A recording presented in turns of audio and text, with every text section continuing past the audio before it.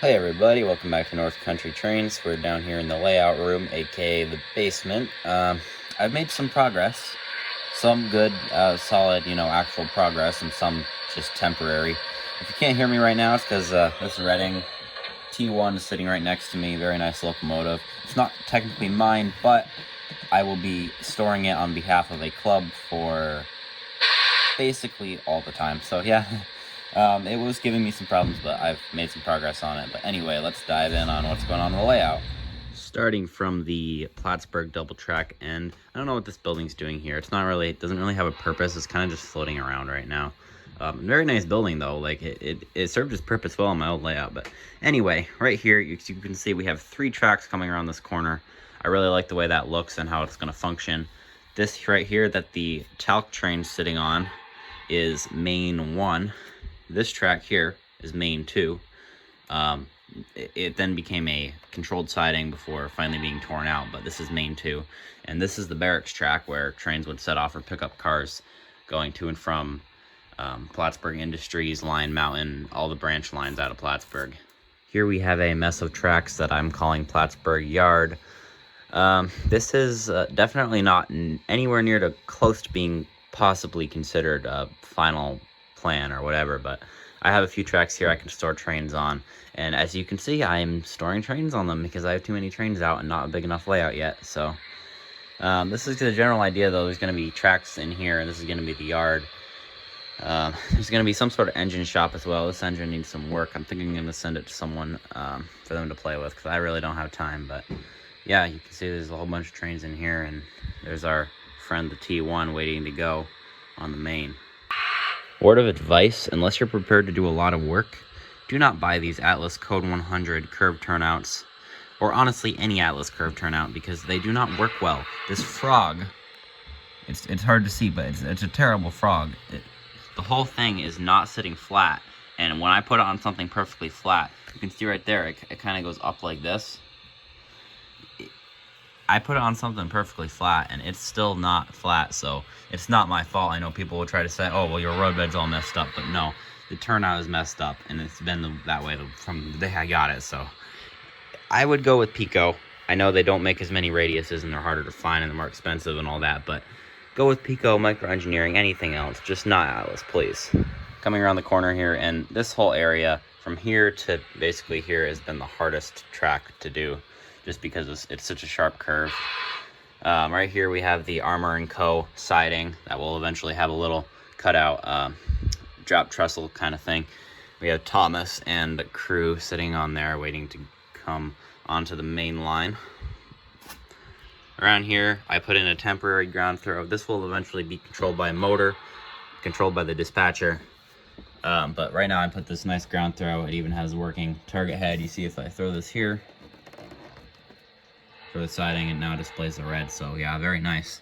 Made absolutely no progress through here other than putting random crap on the layout, but I put in a random railroad crossing sign there. I don't know why. I guess I just needed a prop for some video I made. But anyway, moving down here, this track is close to being final, but not exactly. The roadbed's all glued down. The track is not being the best, but yeah, one quick thing here. I made a little homemade spring for this turnout. It's just a little piece of wire, and it holds it in place. I don't know why the light is changing every time I do that. That's weird. Anyway, yeah, it works really well. I may do a video on those. I have to refine my technique because I literally had to figure out how to do this myself, but it works well. I have to do one for this turnout now. I put in a bunch of temporary track for the staging yard. As you can tell, this is obviously not final, but somewhere to store trains. So back here I have a whole bunch of random locomotives. On this track I have a freight train with some 70s D&H era car, locale, whatever. Anyway, I put in a temporary crossover here. This will remain as a crossover. I just don't know if it'll remain exactly like this. But yeah, I have a track here. This is the other staging track, also part of the runaround for the GP job. They're gonna need that. And I have a passenger train here in my 5001, and then some other random power down here because all the cars are over there in the Plattsburgh yard. Well, I guess now is as good as time as any to talk about future plans, because this is not a finished layout. This needs more bench work, more track. It's going to be expanded. It's going to be an entire loop. So what's going to happen, thank you lighting for being strange. What's going to happen is there's going to be a Y here coming like this, coming like this. I don't know exactly where it's going to go yet. I still have to plan that all out on the computer before I can even start to think about it, but there'll be a Y, some sort of crossover, and then double track, instant double track. That double track is going to come across the treadmill here. I have a table with some stuff here, track length supplies. It'll come around this corner, along here, along more like here, and connect to the two mains here. So it's basically going to be a 2/3 double track layout, 1/3 single track. So I think what I'll be able to do is keep two trains running in opposite directions at all times using spring switches, here and then at the other junction.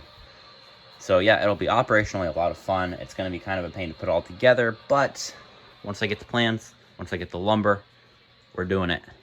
Git will come over, we'll have a layout raising day, and it'll be a lot of fun.